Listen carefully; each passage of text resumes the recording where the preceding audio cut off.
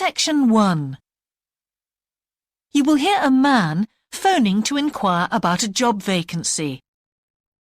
First, you have some time to look at questions 1 to 4.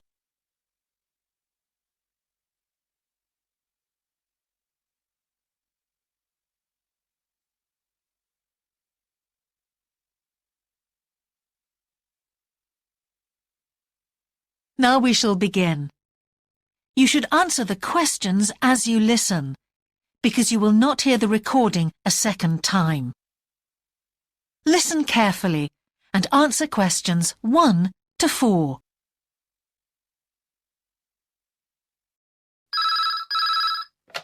Good evening, King's Restaurant. Good evening. I'm ringing about the job I understand you have vacant. Oh, yes. I'd like to find out a few more details, if I may. Yes, of course. Can I take your name? It's Peter Chin. OK, Peter. Well, if you want to ask about the job, and then if we're both still interested, we could arrange for you to come for an interview. Great, thanks. I'm afraid I missed the advert for the job, but heard about it from a friend. That's no problem at all. What would you like to know? Well, what sort of work is it? Washing up? It's answering the phone. Oh, right, fine. And not waiting at table. That'd be good. And how many nights a week would it be? Well, we're really only busy at the weekend. So 2 nights? 3, actually, so it would work out at 12 hours a week. That'd be fine. It wouldn't interfere with my studies. Are you at the university? Yes, first-year physics student. Oh, right. And because I'm not an EU national, would I need a work permit? Yes, you would. Just get your tutor to sign it. That wouldn't be a problem if I were to get the job. Where exactly is the restaurant? Well, we have 2 branches. The one we're recruiting for is in Hillsdon Road. I don't know that. How do you spell it, please? It's HILLSDUNNE Road. Got that. Thanks. Is it near a bus stop? Yes, the nearest one would probably be just beside the library. Oh, yes, I know it. That'd be fine for me. And could I ask about the pay? We're offering £4.45 an hour. That's very good.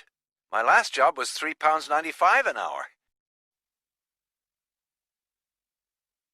Before you hear the rest of the conversation, you have some time to look at questions 5 to 10.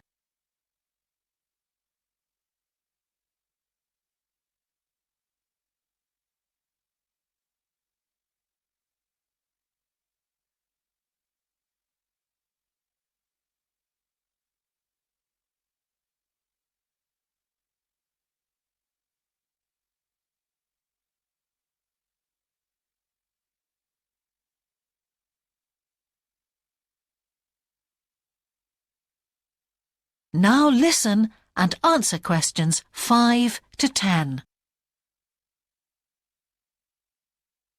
We feel it's pretty good, and we also offer some good fringe benefits. Really? Well, we give you a free dinner, so you eat well. Right. Better than hostel food. We certainly hope so. And we also offer extra pay for working on national holidays. Oh, that's a really good perk, isn't it? Yes, we think so. And then because of the difficulties of getting public transport, if you're working after 11 o'clock, we drive you home. Oh, that's good to know. Well, we'd certainly be interested in inviting you for an interview, if you're still interested. Oh, yes, certainly. Could I just also ask what qualities you're looking for? Well, for this particular job, we want a clear voice, which you obviously do have.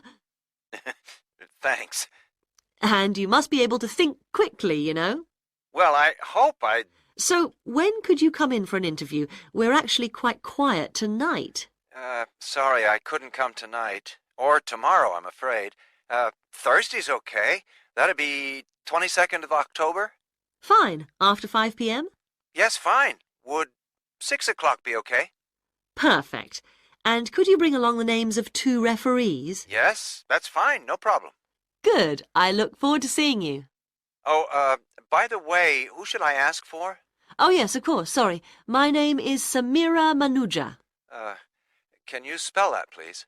Manuja. Okay. I've got that. Thanks very much. Look forward to seeing you later on then. That is the end of section 1. You now have half a minute to check your answers.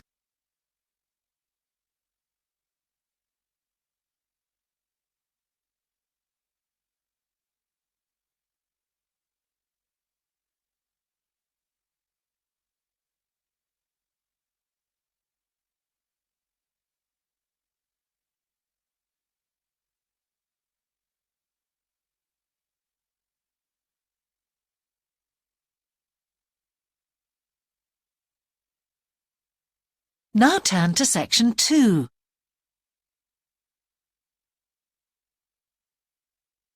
Section 2.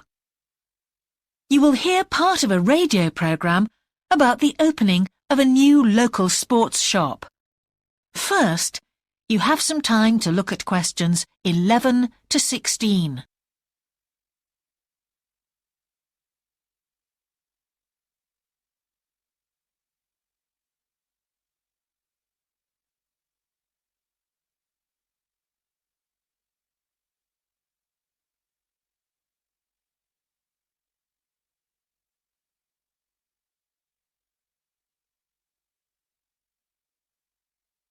Now listen carefully and answer questions 11 to 16.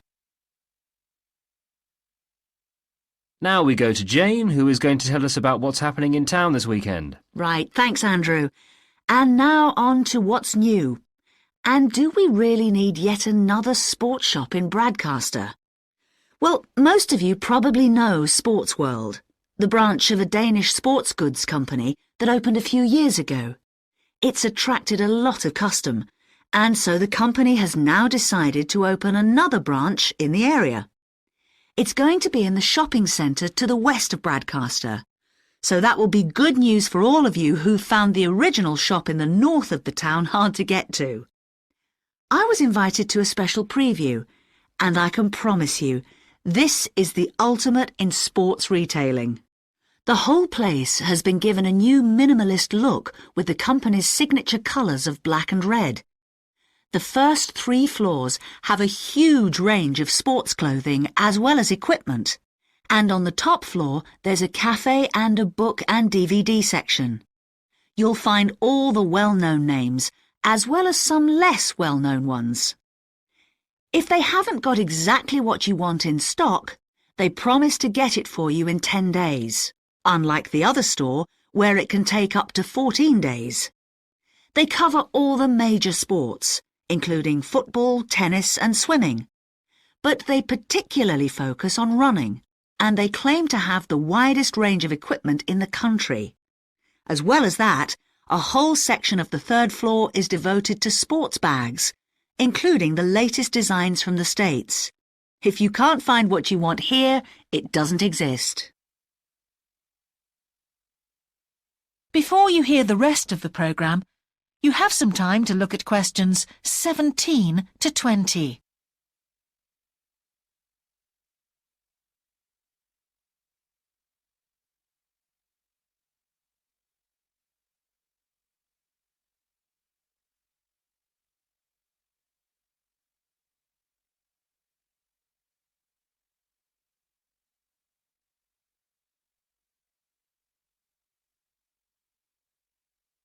Now listen and answer questions 17 to 20. The shop will be open from 9 a.m. this Saturday, and if you go along to the opening, then you'll have the chance to meet the national 400 metres running champion, Paul King, who's coming along to open the shop. And he will be staying around until about midday to chat to any fans who want to meet him and sign autographs. Then there will be a whole range of special attractions all weekend. There will be free tickets for local sporting events for the first 50 customers, and also a special competition open to all. Just answer 15 out of 20 sports questions correctly to win a signed copy of Paul King's DVD Spring Tips, while the first person to get all the questions correct gets a year's free membership of the Bradcaster Gym. All entrants will receive a special sports calendar with details of all Bradcaster fixtures in the coming year. One of the special opening offers is a fitness test, a complete review of your cardiac fitness and muscle tone, actually done in the shop by qualified staff. This would normally cost £30, but is available at half price for this month only. There are only a limited number of places available for this, so to make a booking, phone 560-341. In addition, if you open an account, you get lots more special offers, including the chance to try out equipment at special open evenings. That is the end of section 2. You now have half a minute to check your answers.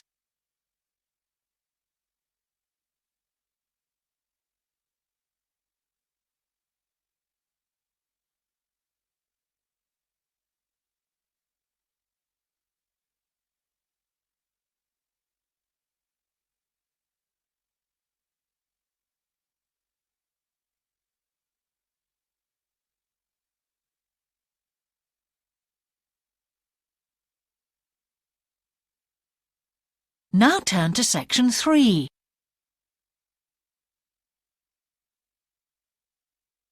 Section 3. Two overseas students called Spiros and Hiroko have just finished the first semester of their university course. They are discussing with their English language teacher how they coped with the course. First, you have some time to look at questions 21 to 25.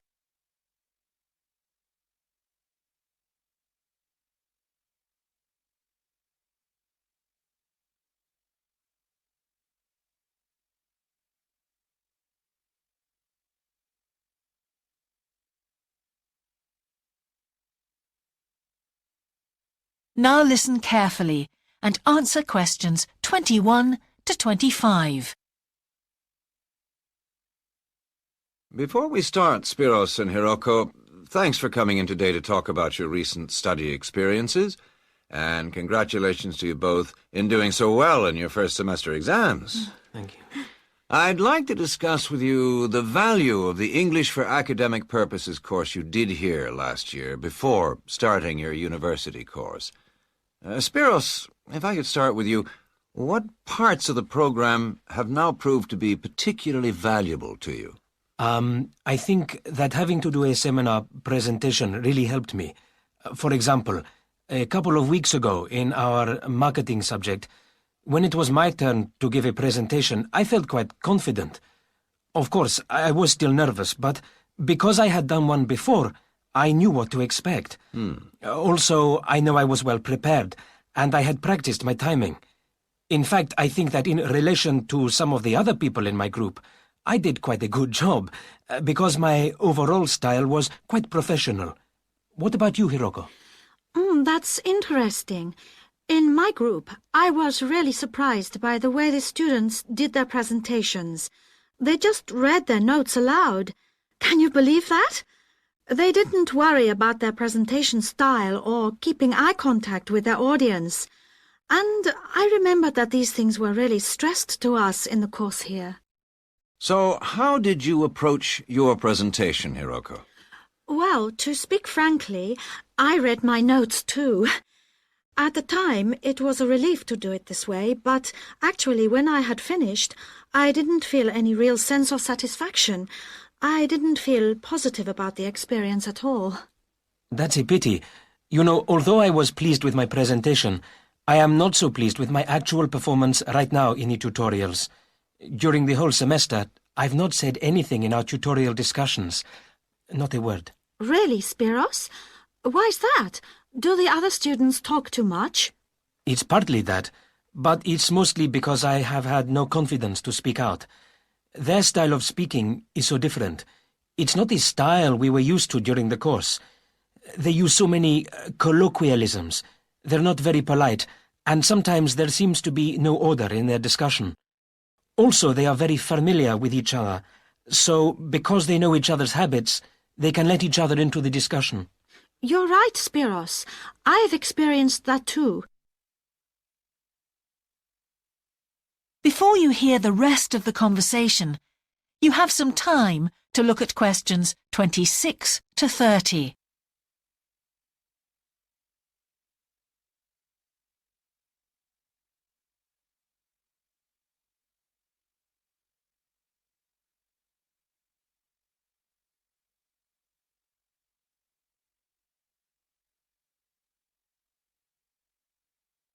Now listen and answer questions 26 to 30. For most of this semester, I've said absolutely nothing in tutorials.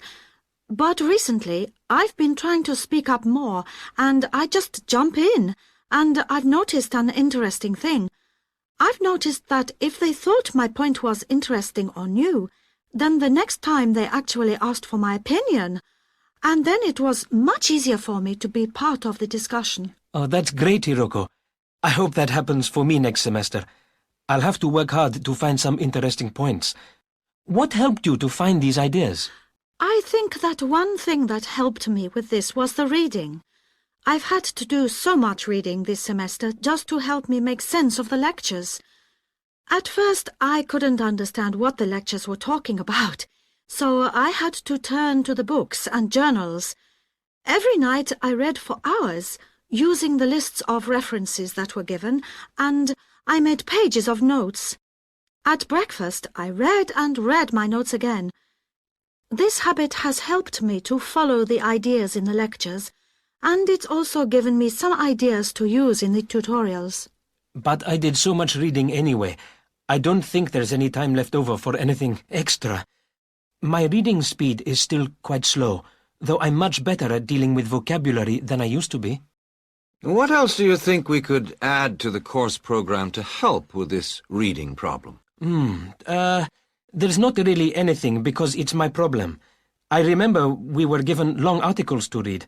We didn't like that, but now I realize that reading those long articles was good preparation for the things I need to read now. Also, in class, we regularly had speed reading tasks to do, and we kept a record of our reading speed, so the teachers were encouraging us to work on that.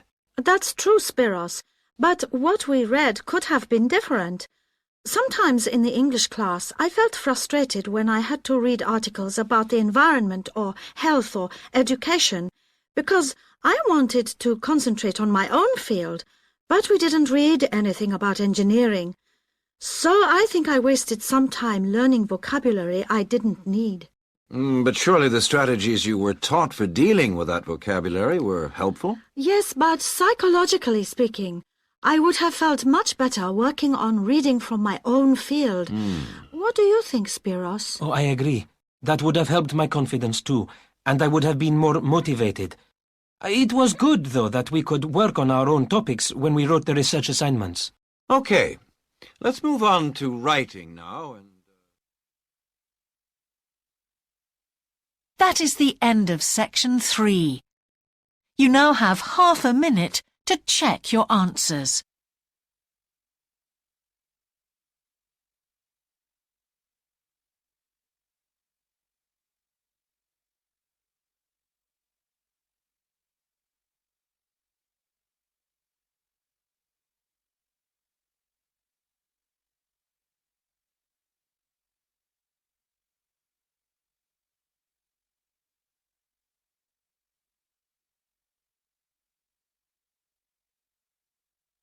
Now turn to section 4.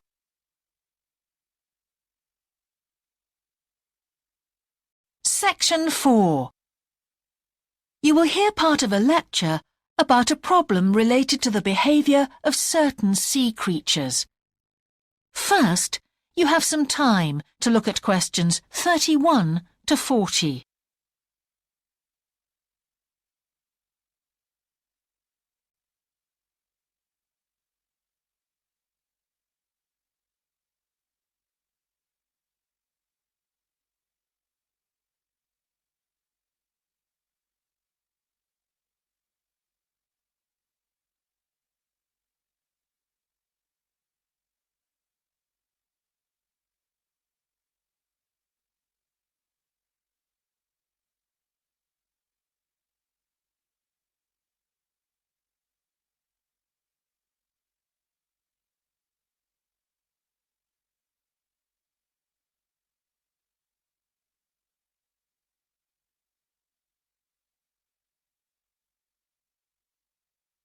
Now listen carefully and answer questions 31 to 40. Good afternoon, everyone.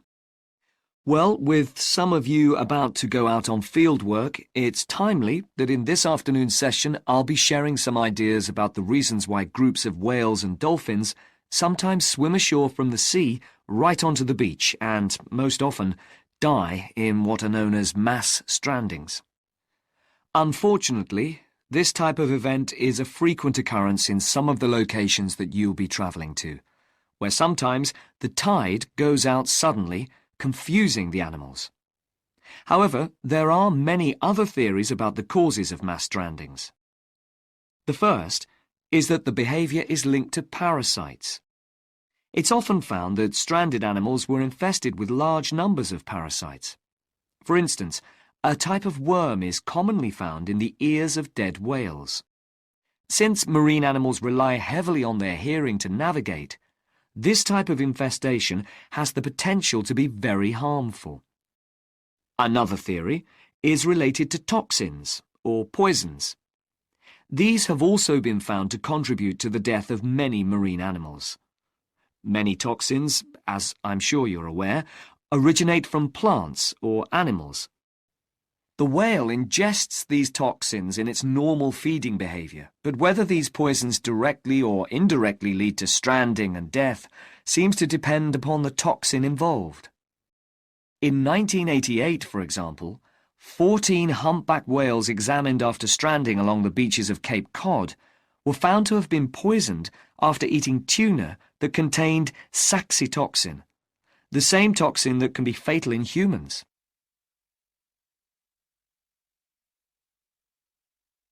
Alternatively, it has also been suggested that some animals strand accidentally by following their prey ashore in the confusion of the chase. In 1995, David Thurston monitored pilot whales that beached after following squid ashore. However, this idea does not seem to hold true for the majority of mass strandings because examination of the animal's stomach contents revealed that most had not been feeding as they stranded. There are also some new theories which link strandings to humans. A growing concern is that loud noises in the ocean cause strandings. Noises such as those caused by military exercises are of particular concern and have been pinpointed as the cause of some strandings of late. One of these, a mass stranding of whales in 2000 in the Bahamas, coincided closely with experiments using a new submarine detection system. There were several factors that made this stranding stand out as different from previous strandings. This led researchers to look for a new cause. For one, all the stranded animals were healthy. In addition, the animals were spread out along 38 kilometres of coast, whereas it's more common for the animals to be found in a group when mass strandings occur. A final theory is related to group behaviour and suggests that sea mammals cannot distinguish between sick and healthy leaders and will follow sick leaders, even to an inevitable death. This is a particularly interesting theory, since the whales that are thought to be most social, the toothed whales, are the group that strand the most frequently. The theory is also supported by evidence from a dolphin stranding in 1994.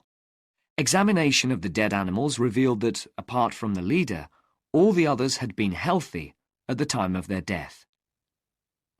Without one consistent theory, however, it is very hard for us to do anything about this phenomenon except to assist animals where and when we can. Stranding networks have been established around the world to aid in rescuing animals and collecting samples from those that could not be helped. I recommend John Connor's Marine Mammals Ashore as an excellent starting point if you're interested in finding out more about these networks or establishing one yourself. That is the end of section 4. You now have half a minute to check your answers.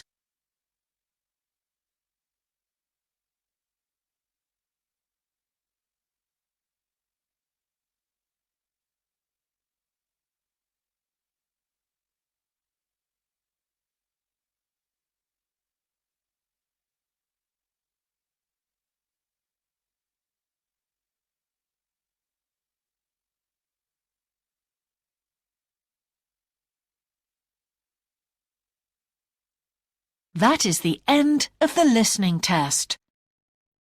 In the IELTS test, you would now have 10 minutes to transfer your answers to the answer sheet.